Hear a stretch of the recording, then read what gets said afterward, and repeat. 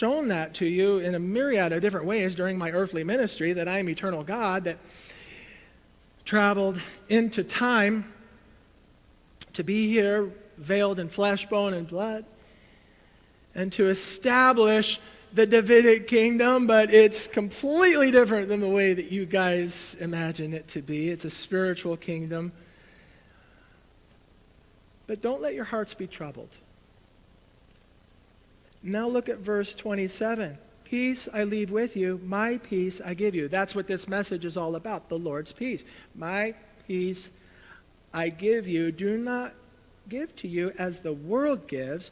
Do not let your hearts be troubled. He says yet again, do not be afraid. So, what's the point here? The point is that the disciples' world was shattered because they expected a different outcome. And can we not relate? Oh my goodness. Our world's become shattered. Think back in time, the last time it was really hard for you to get out of bed because your hope was dashed. You worked really hard to accomplish something or to experience something in life, and it fell apart and your world was shattered. You expected a different outcome than the outcome that God had for you. We can totally relate to that. Back to the disciples, they expected Jesus to deliver them from the oppression of the Romans rather than the oppression of sin. And that's what the Messiah King's mission was, to rescue the world from the oppression of sin. Not to rescue us from outer oppression. Outer oppression is always going to be there. We live in a sin-drenched world. There will always be the oppression that is outer. But rather from the oppression of sin, I should say the effects of the oppression of sin, to rescue us from the anxiety and the depression and the bitterness and the addiction and the turmoil inside of us, and being under a very dark cloud and being uncertain about the future and so on. He really desires to rescue us from all of that.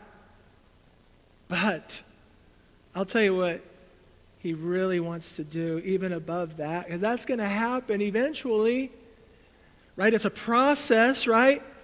He wants you to learn to maintain his peace in the midst of it all. That's the main point here. He wants you to learn to maintain his peace. Because again, this message was inspired by all of you and all of these examples of the oppression of sin. And it's robbing you of your peace. The Lord's peace, I should say. It's robbing you. And you are a people of God, and you cannot be robbed anymore from what the Lord really wants for you. He wants you to be less focused on deliverance from the bitterness or the this or that, and to trust him and experience his peace in the midst of it all. There it is, right there on the screen. Deliverance from the oppression of sin is a process. The Lord's peace, which in the Hebrew and Greek is defined as inner calm, unshakable tranquility, is available in the midst of it all.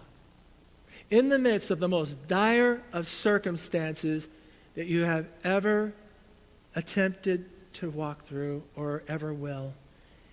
His peace is available. Hey, let's continue the story. So, as I said, Jesus was in this private room, the upper room, and